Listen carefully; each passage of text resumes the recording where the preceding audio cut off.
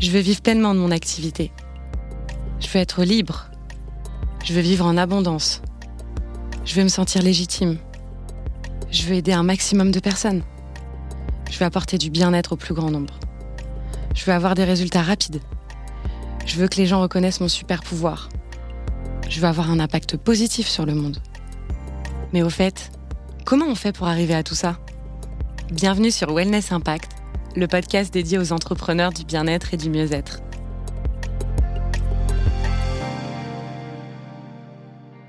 Salut, je suis Léa Mispoulet et vous écoutez un nouvel épisode de Wellness Impact. Alors aujourd'hui, c'est un épisode un peu particulier parce qu'on va parler événementiel et plus précisément d'événements en ligne et encore plus précisément du sommet des professionnels du bien-être et du mieux-être édition 3 qui vient de se terminer il y a quelques semaines. Et pour ça, j'ai décidé d'inviter Véronique Nappet, qui a été mon bras droit, ma sauveuse, ma récoltrice, si je peux dire ça comme ça, de liberté, d'idées et d'énergie, parce que j'avais besoin de son soutien pour cette nouvelle édition, j'avais besoin de son expertise. Et donc, je me suis dit, ça pourrait être vraiment intéressant de l'inviter pour vous parler de planification, de communication, de budget, de nos enseignements, pour vous transmettre un maximum de clés, d'incentives, de hacks pour vos prochains événements. Alors, écoutez bien cet épisode, je pense que ça va vous plaire. Salut Véro, ça va ? Salut Léa, ça va, merci et toi ? Bah ouais, je suis super contente de te retrouver sur Wellness Impact. C'est la première fois pour toi que tu interviens. Ça me tenait vraiment à cœur parce que d'habitude, je fais des hors-séries sur les post-events, que ce soit en physique ou en digital, qu'on organise avec Opleni. Et je me suis dit, cette fois-là, ça serait cool que ma copartenaire de ce deuxième événement ensemble, donc pour cette fois-ci en digital, soit avec moi et qu'on puisse vous faire un récap du sommet des professionnels du bien-être qui a eu lieu il y a un mois, puisque nous sommes au mois d'octobre 2024 où vous écoutez cet épisode. Et le sommet a eu lieu il y a un petit peu moins d'un mois. Donc on a eu le temps de préparer cet épisode et d'en avoir les enseignements nécessaires à vous transmettre pour cet épisode. Alors, Véronique Nappet, de ton nom de famille, est-ce que tu peux te présenter, nous dire ce que tu fais, parce que tu as plein d'activités. Est-ce que tu peux un peu nous raconter ton quotidien ? Écoute, d'abord, merci pour cette invitation, Léa. C'est une première pour moi, donc je vais essayer de pas trop cafouiller. Comme tu l'as dit, je m'appelle Véronique Nappet et nous collaborons avec Léa depuis quelque temps avec ma casquette d'organisation d'événements dans le bien-être, puisque j'accompagne les coachs et les thérapeutes dans la création d'événements, on va dire, attractifs et impactants, afin que l'expérience cliente soit au top. Voilà, donc ça, c'est ma première casquette. C'était aussi mon métier avant que je devienne à mon compte. Et entre-temps, effectivement, je me suis beaucoup intéressée à cette sphère du bien-être et je me suis moi-même formée à pas mal de pratiques que je peux proposer également en thérapie. Voilà, donc multicasquette, multitâche, multicouteau, Bah, c'est un peu nécessaire. comme beaucoup de gens de nos jours. Ouais, et puis c'est nécessaire quand on va organiser des événements d'être couteau suisse, n'est-ce pas ? Ah ben carrément, MacGyver, voilà. On est bien d'accord, il y a besoin d'avoir pas mal de cordes à son arc pour résoudre toutes les problématiques qui peuvent survenir en amont ou en aval d'un événement d'ailleurs. Alors justement, on va vous parler de différentes phases. D'abord, on va vous parler de la planification, ensuite de la com, les aspects budgétaires et ensuite les enseignements qu'on en a tirés. Alors d'abord, la planification. Comment on a organisé cet événement avec Véro. Véro, est-ce que tu peux nous dire de ton côté comment tu as planifié cet événement, les grandes étapes pour toi et comment tu as géré ton planning sans devenir folle ? Ben, en fait, c'est pas compliqué, j'allais dire. En fait, une fois que tu as en tête les bonnes étapes, après j'aime bien partir à l'envers, c'est-à-dire faire un rétro-planning, partir de la date de l'événement et remonter dans le temps pour voir exactement combien de temps j'accorde à chaque étape et comme ça, ça me permet d'être plus sereine dans la planification, etc. Donc, forcément, la première étape, ça va être de comprendre le besoin de la cliente, donc savoir quel type d'événement elle veut organiser, pourquoi, c'est quoi la thématique, quelles sont ses contraintes, Voilà, quels sont les résultats qu'elle espère en tirer, sous quelle forme. Donc, une fois qu'on a réglé toutes ces questions-là, il s'agit aussi de voir par rapport à la thématique choisie, de quel intervenant on va avoir besoin, où est-ce qu'on va les trouver. Après, il y a toutes sortes de questions qui vont rentrer en ligne de compte. Est-ce qu'ils sont rémunérés ou pas? De combien de temps de parole est-ce que chacun dispose? Est-ce que ça va être sous forme d'une interview ou d'un atelier? Qu'est-ce qu'ils ont le droit de proposer ou pas, et cetera, pour favoriser les échanges avec, les personnes qui sont connectées le jour de l'événement. Donc là, en l'occurrence, pour cet événement-ci, pour moi, le plus important et le plus urgent, c'était forcément, d'arriver à constituer le programme et de trouver les bons intervenants.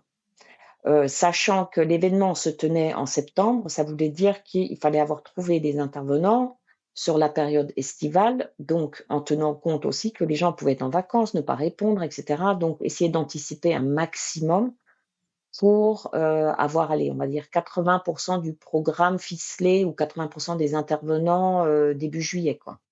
Il fallait qu'on travaille, à partir de cette deadline.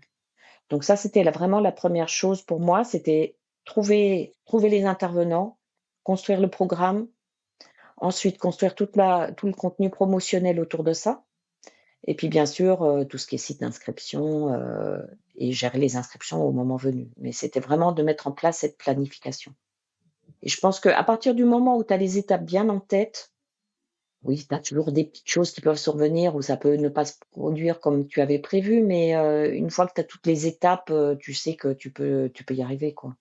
C'est juste de garder ça en tête. Justement, tu parles d'étapes.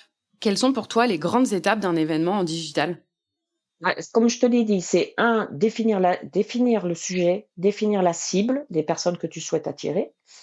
Donc ton sujet, la cible, trouver une date qui soit pas non plus, en concurrence avec, le grand, truc virtuel, annuel de je ne sais pas qui, enfin bref, sommet de la conscience ou n'importe quoi, enfin n'importe quel sommet, qui pourrait être en concurrence avec toi ce jour-là. Et puis après, ça va être forcément de t'assurer la disponibilité des personnes, peut-être que tu avais pressenti des intervenants et t'assurer qu'ils sont dispo, le jour en question, quoi. Donc, il y a aussi ça qui rentre en ligne de compte. On est d'accord. Et là, Véro est intervenue. Enfin, je t'ai demandé de travailler avec moi sur cet événement parce que moi, j'avais un souci de temps. J'avais beaucoup de choses à faire pour Coplénie, beaucoup de chantiers en cours, beaucoup de projets à venir, et j'étais focus dessus. Mais dans le même temps, cette troisième édition du sommet, elle était importante pour moi et elle était demandée par notre audience, à savoir vous, les professionnels du bien-être.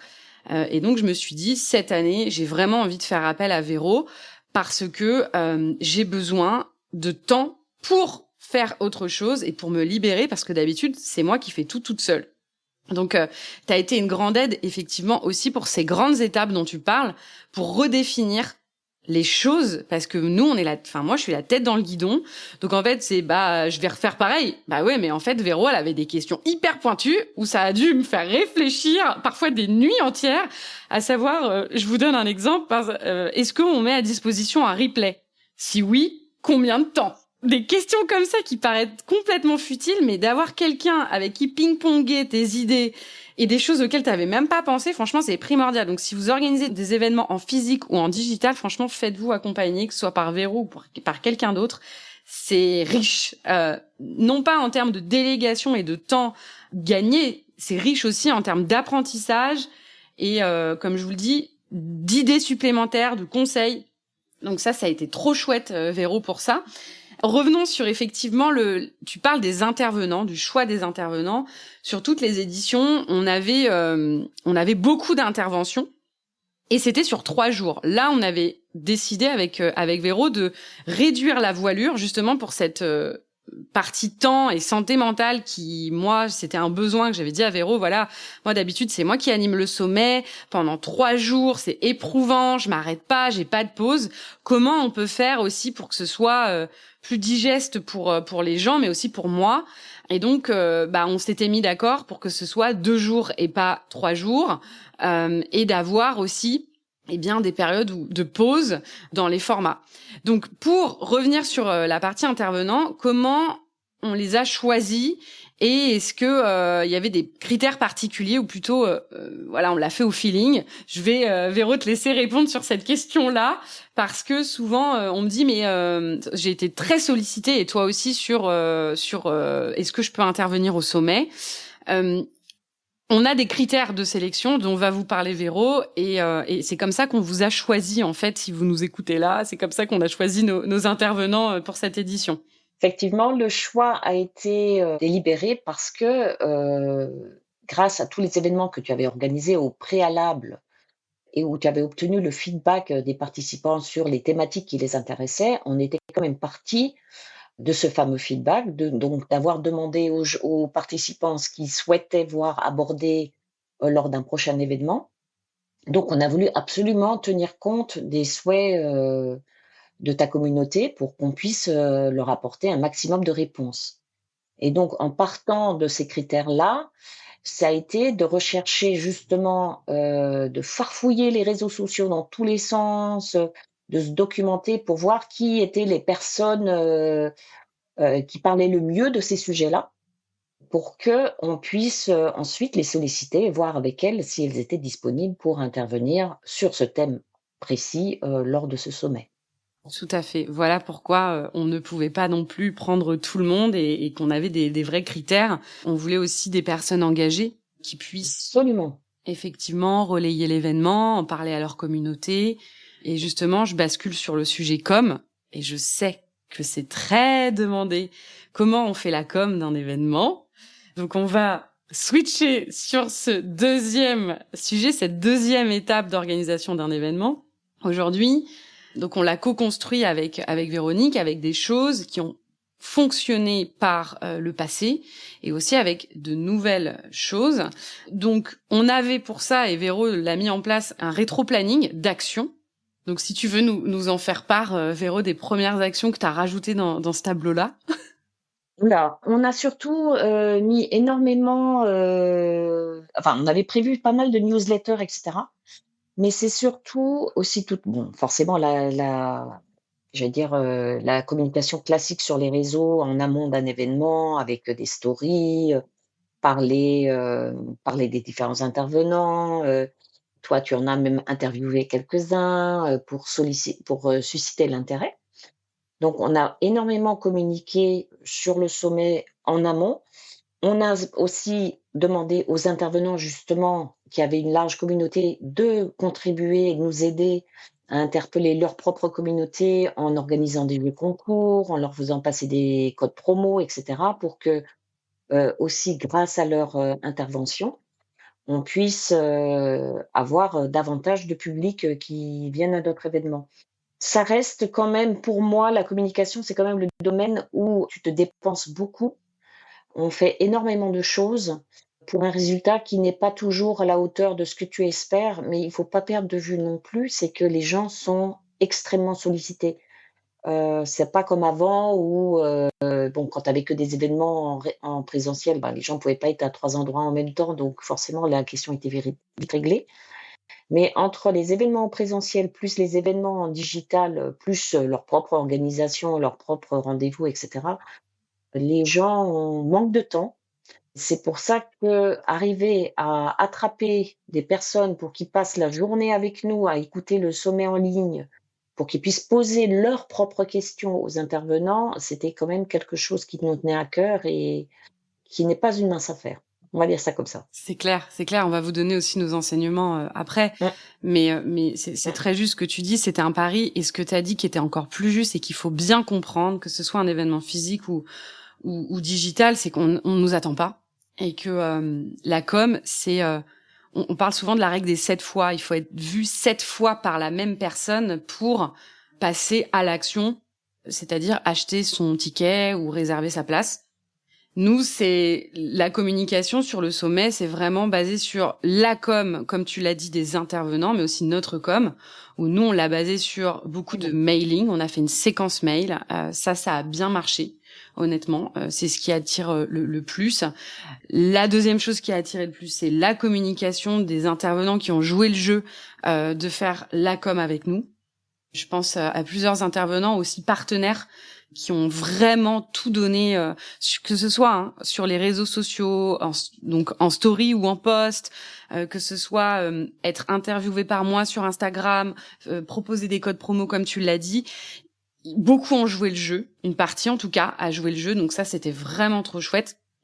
Et après, on se donne aussi beaucoup. Moi, j'ai beaucoup intervenu en story, en face cam, à dire c'est quoi cet événement, pour qui il est, c'est quoi la promesse de cet événement, qu'est-ce que ça va leur rapporter de venir, parce que comme tu le dis, on est beaucoup sollicité. Donc, quel est l'intérêt pour moi de mobiliser 2 jours ou 1 jour de ma journée avec toi, quoi.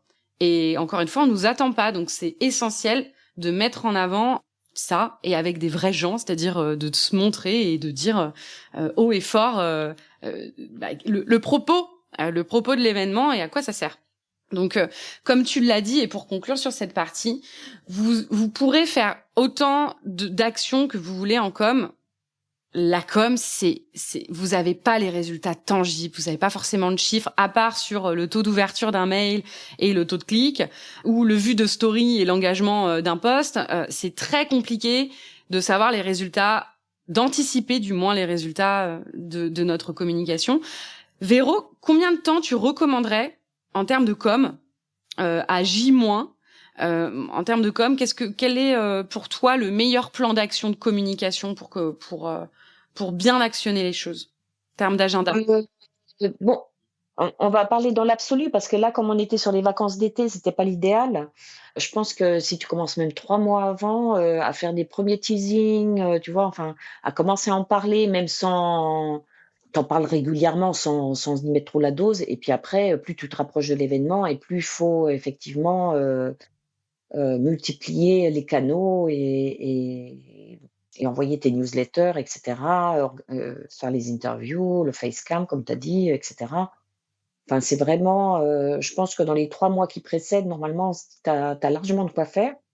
Bon, là, avec la période estivale, c'était un peu plus compliqué, mais tu peux toujours faire un save the date à un moment donné, leur dire, écoutez, je vous ai entendu, vous vous souvenez l'année dernière, notre super, événement, et ben voilà, on va le refaire cette année, c'est telle et telle date, notez-les déjà dans votre agenda, mais on vous en reparlera plus tard, blablabla et ainsi de suite. C'est vraiment ouais, plus tu peux le programmer en amont, c'est bien, mais comme les gens de toute façon, ils vont se dire: «Ah bah, je verrai après les vacances, ah bah, je sais pas et puis, la rentrée, je sais pas encore ce que j'ai pas envie d'y réfléchir parce que j'ai envie de profiter d'abord de mes vacances», qu'on peut comprendre aussi.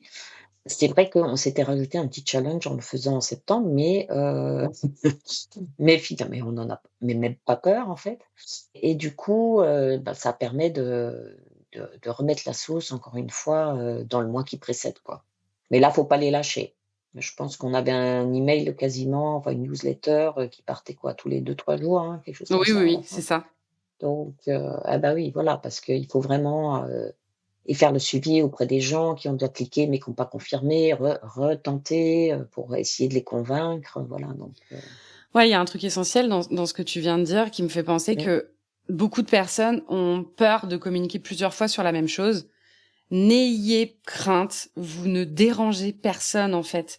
Il y en a qui ont même pas ouvert vos mails, qui ont même pas vu vos publications, et c'est au bout de la 5e fois qu'ils verront et qui passeront peut-être ou pas, mais qui passeront à l'action. Donc vous ne dérangez pas, n'ayez pas peur de marteler. C'est ça la com. Marteler votre message. C'est la base de la communication.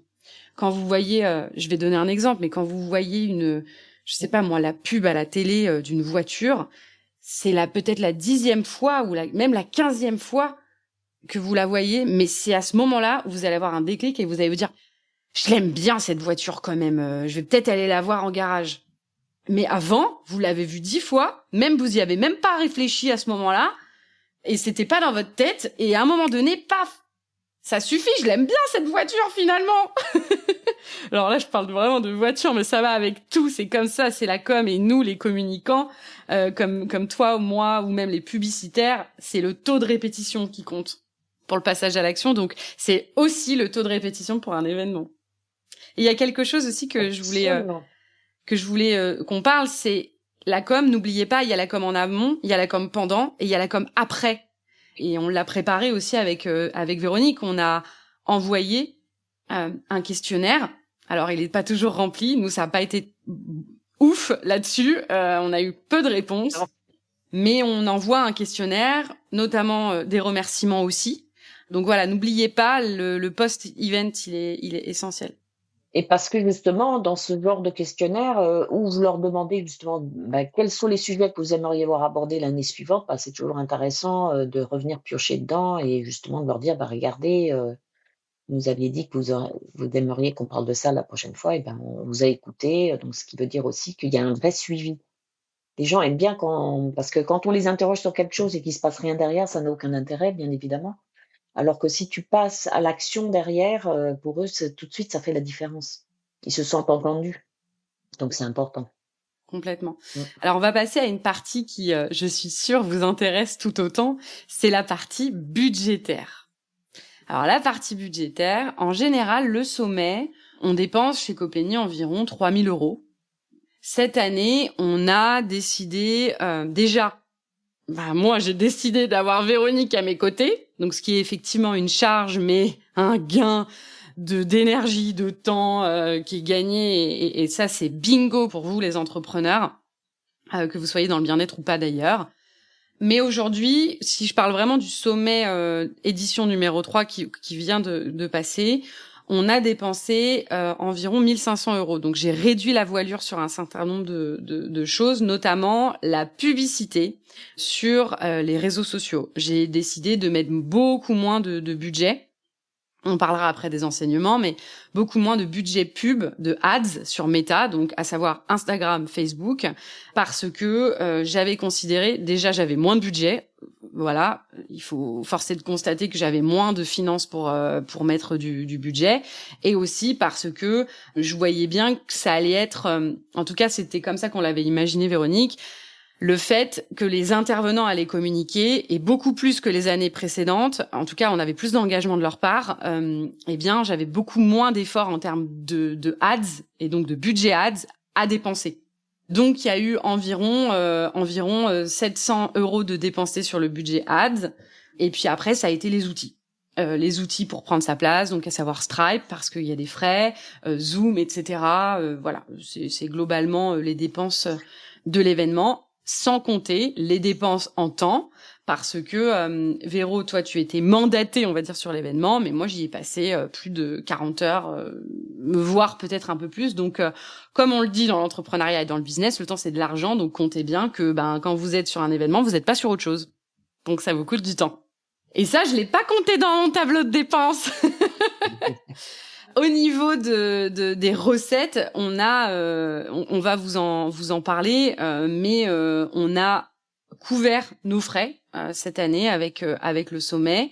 Mais on y arrive tranquillement, Véronique, aux enseignements. Alors, on n'a pas eu de surprise, hein. On n'a pas eu de surprise côté finance. Tout a été bien calculé au préalable.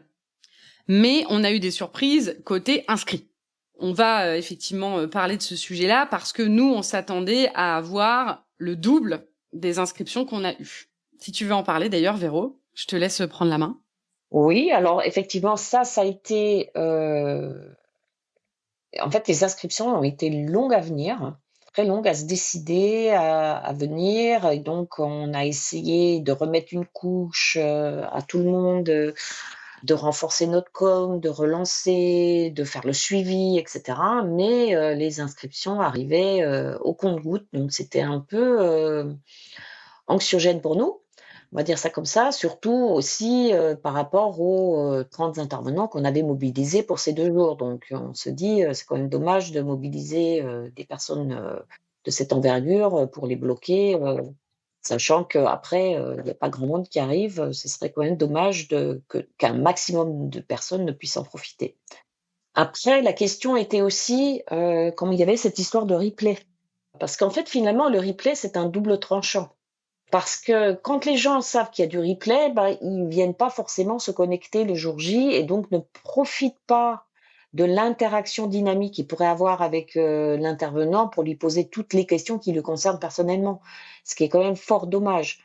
Après, on peut comprendre que passer sa journée derrière un écran à écouter des interventions, ça peut paraître long pour certains, et puis, parce que leur emploi du temps ne leur permet pas forcément. Donc il y Oui. a quand même, cette histoire de replay, de se dire: «Est-ce que le format Et là, je pense que tu as eu raison d'insister là-dessus. Est-ce qu'on aurait dû enregistrer les interventions des différents intervenants et puis, juste, le vendre comme un «replay» entre guillemets? Je Oui, pense pas qu'on aurait eu cette richesse d'interaction, non, et franchement. puis en plus, ça c'est effectivement ça a été l'un des plus gros défis. Donc là, tu as parlé de 2 choses, tu as parlé de, les Ouais, inscriptions qui peinaient à venir. Effectivement, on a mis bouchée double, on s'est creusé la tête enfin toutes les 2 ouais, pour trouver des solutions et essayer d'accélérer. Parce que d'expérience, je sais que les inscriptions arrivent souvent vers la fin, mais là, je voyais la fin arriver et avec Véro, on se disait attends, il y a un schmilblick là par rapport à l'année dernière, il y a beaucoup moins de personnes. En revanche, faut quand même dire aussi par rapport aux défis, les réussites, c'est que les personnes ont acheté beaucoup plus de packs de jours que les années précédentes où il y avait plutôt un pass une journée. Donc ça, c'est vrai que ça a été une réussite, c'est que les gens voulaient vraiment tout. Par contre, sur l'histoire des replays dont tu parles, effectivement, c'est une question qu'on s'est beaucoup posée. Est-ce qu'on fait replay? ouais. Est-ce qu'on fait pas replay? Combien de temps? Et là, on le voit aujourd'hui. On l'avait laissé une semaine. On nous a demandé du temps supplémentaire parce qu'il y avait beaucoup de choses. Donc nous, on l'a fait parce qu'on s'est dit, ce qu'on veut, c'est que vous soyez contents de les regarder et que vous ayez le temps et que vous puissiez nous faire un retour. Mais on peut pas le laisser en illimité parce que la promesse, c'était venez en fait, venez effectivement voir en live les personnes qui sont là pour vous, qui ont pris le temps de venir vous transmettre des choses. Et donc ça, c'était vraiment dommage de pas avoir compris ce message. Et on est dans un monde où il y a, comme tu l'as dit tout à l'heure, beaucoup de sollicitations et on consomme. On consomme. Il y a beaucoup de personnes qui consomment du contenu en replay. C'est Et ça. c'est pas Ouais. là, et croyez-moi bien, et je pense que Véro, tu seras d'accord avec moi, c'est pas là où t'en retires le plus. Moi, j'ai fait beaucoup de replays, j'ai fait aussi beaucoup de live pour moi, hein, Léa, entrepreneur, et j'ai vu la diff. Franchement, la diff, elle est flagrante. Quand tu peux poser ta question aux intervenants, tu repars avec encore plus de bagages. C'est comme les e-learning. Les formations e-learning, moi, je suis pas du tout pour parce que t'implémentes pas les actions derrière et ça finit au placard.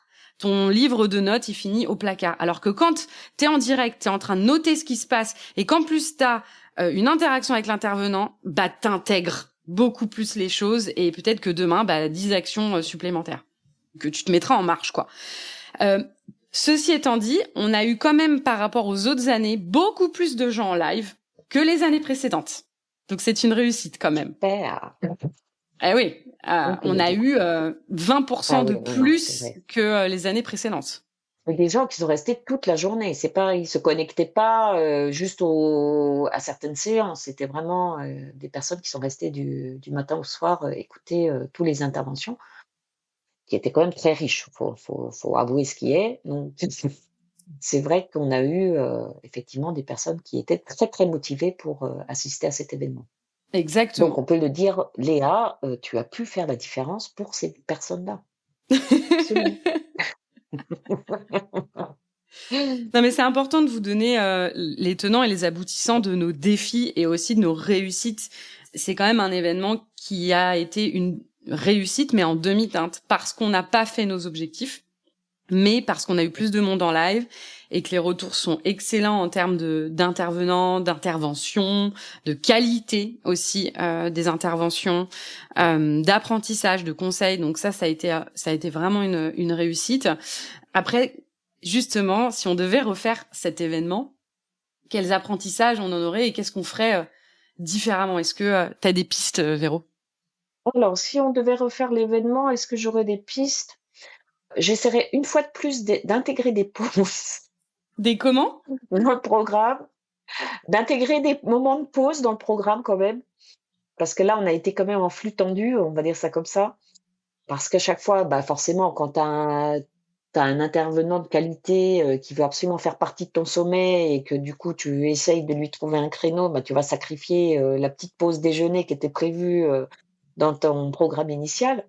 Mais effectivement, c'est quand même ça fait aussi partie des commentaires qui sont ressortis, c'est que les gens disaient: «Mais on n'a pas le temps de se faire un café, un machin, un truc, on a tellement envie d'écouter la suite, mais ce serait bien d'avoir des petites pauses pour rythmer la journée». Ça, je pense qu'on le ferait.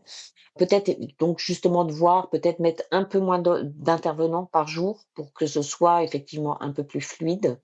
Leur demander, alors je sais bien que c'est compliqué, leur demander peut-être, de jouer, plus le jeu, mais je ne sais pas comment faire ça. Tu as des gens pour qui la communication, c'est naturel aussi, de communiquer à propos de leurs événements, de faire des lives et cetera pour parler des événements qu'ils ont en cours et puis d'autres pour qui c'est beaucoup moins évident, donc qui ont moins l'habitude et qui du coup ont peut-être pas eu le temps ou la possibilité de le faire donc c'est vrai que là-dessus, comme on ne sait pas comment les intervenants vont réagir et s'ils vont pouvoir, collaborer, je pense que les partenaires, ont quand même aussi, largement contribué à la présence de personnes, donc c'est bien aussi de pouvoir compter sur eux, de les faire participer et puis peut-être, ce qui peut permettre aussi de rendre, l'événement encore plus interactif, c'est d'avoir des questions préparées.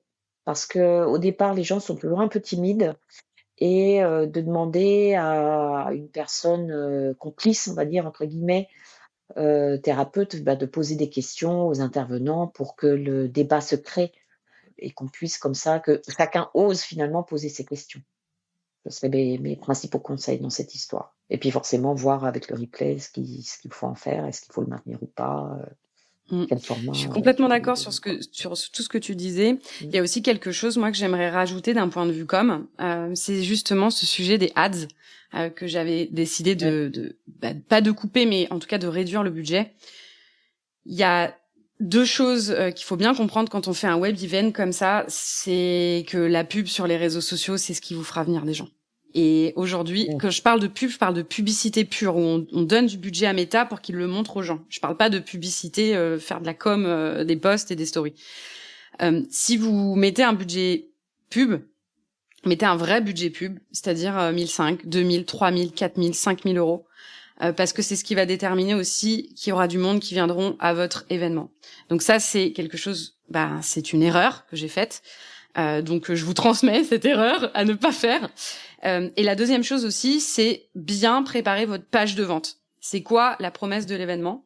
Moi, je pense que je suis partie des pages qu'on avait faites anciennement, des anciennes versions, et j'ai pas revu le script de vente, la page en fait qui parle de l'événement, la promesse de l'événement, elle était pas mise en avant, pas assez du moins, et je pense qu'en fait elle s'est noyée dans un tas d'autres événements qui pouvaient avoir lieu, alors pas forcément sur la même période, mais en tout cas qu'est-ce qui différencie cet événement-là d'un autre? Bah finalement peut-être que la promesse elle était pas assez forte. Donc travaillez bien la vente en ligne, votre fameux tunnel de vente dont tout le monde vous parle. Comment aujourd'hui convaincre? Eh bien, c'est avec une bonne page de vente et avec des bonnes publicités derrière. Donc, vous pouvez passer par des gens, des copywriters, des gens qui font des tunnels de vente. Nous, on a d'ailleurs une formation, tunnel de vente chez nous. Mais si vous organisez un événement, c'est primordial de mettre ça en avant. Et ça a été un apprentissage véritable pour une prochaine, peut-être, édition du sommet sur la communication digitale pure, clairement. Est-ce que tu veux rajouter autre chose, Véro? Non, je pense que l'événement en lui-même, il a été riche, il a été, varié. On a essayé de couvrir tous les sujets, qu'on s'était engagé à couvrir pour que chacun y trouve, les infos qu'il souhaitait. Donc de ce côté-là, ça a été une vraie réussite. Maintenant, effectivement, le fait que tout le monde n'ait pas été présent ce jour J, c'est peut-être un peu dommage, mais effectivement, comme tu dis, ça permet de voir, effectivement les points d'amélioration pour la prochaine fois. Si prochaine fois il doit y avoir et puis, de voir, oui, qu'est-ce qui vaut le coup de faire, sur quoi il faut insister ou pas. Là où Complètement. tu mets ton énergie, en fait. Complètement. Effectivement, avec Véronique, à chaud, quand on s'est appelé après l'événement, on s'est dit waouh, c'est top, mais on a passé beaucoup de temps pour, Ouais, vous l'avez vu, un résultat qui est mitigé. Et on avait cette frustration en nous de nous dire waouh, on a dépensé beaucoup d'énergie, plus que d'argent, c'était même pas c'est ça. ça. Oui, oui, c'est plus ouais, non, c'est l'investissement, j'allais dire, oui, le temps, l'énergie, la motivation, enfin puis parce qu'on y croit et puis qu'on aime faire enfin voilà, on aime notre métier donc on était passionnés par ce sommet, on voulait que ça réussisse donc forcément, on y a mis beaucoup de cœur, donc oui, on a beaucoup investi dans cet événement. Carrément. Et d'ailleurs, si vous voulez voir les replays, ils sont encore disponibles jusqu'à la fin du mois C'est vrai? d'octobre. Donc oui, ils sont encore disponibles. Waouh! Donc vous pouvez bien sûr les commander. C'est franchement une des meilleures formations pour se lancer ou développer son activité dans le bien-être. C'est tellement riche d'idées, de retours d'expérience, de à faire, à ne pas faire, donc les erreurs à éviter, etc. Franchement, allez-y, on vous mettra le lien en description de l'épisode. Merci beaucoup Véro Ben, je t'en prie. d'avoir été aujourd'hui sur Wellness Impact. Merci aussi pour tout ce que tu as pu faire et aussi mentalement sur l'organisation de ce sommet. Un grand cœur de gratitude. Merci beaucoup. Tu sais que c'est un plaisir de travailler ensemble. On y arrive, donc c'est déjà pas mal.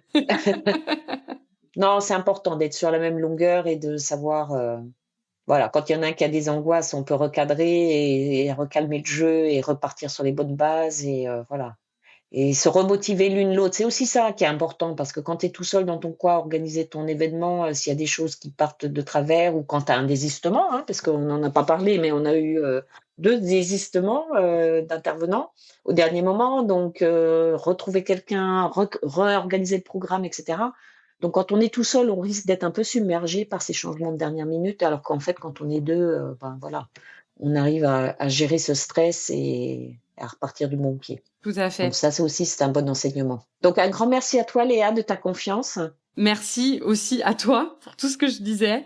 Et encore une fois, sur les enseignements, voilà, keep walking, continuez, c'est toujours des enseignements, c'est toujours des apprentissages, on continue de s'améliorer en permanence. Donc tentez, testez, expérimentez, c'est trop bien pour ça la vie, n'est-ce pas? Et la vie d'entrepreneur encore plus, alors allez-y, foncez. À bientôt Véro. À bientôt, Léa. Et on se retrouve prochainement pour un nouvel épisode de Wellness Impact. Bon week-end. Ciao. Merci d'avoir écouté cet épisode. J'espère qu'il saura t'aider et t'éclairer. N'hésite pas à le diffuser à un maximum de personnes. Et n'oublie pas de t'abonner sur mon compte Instagram léa.misspoulet. À bientôt.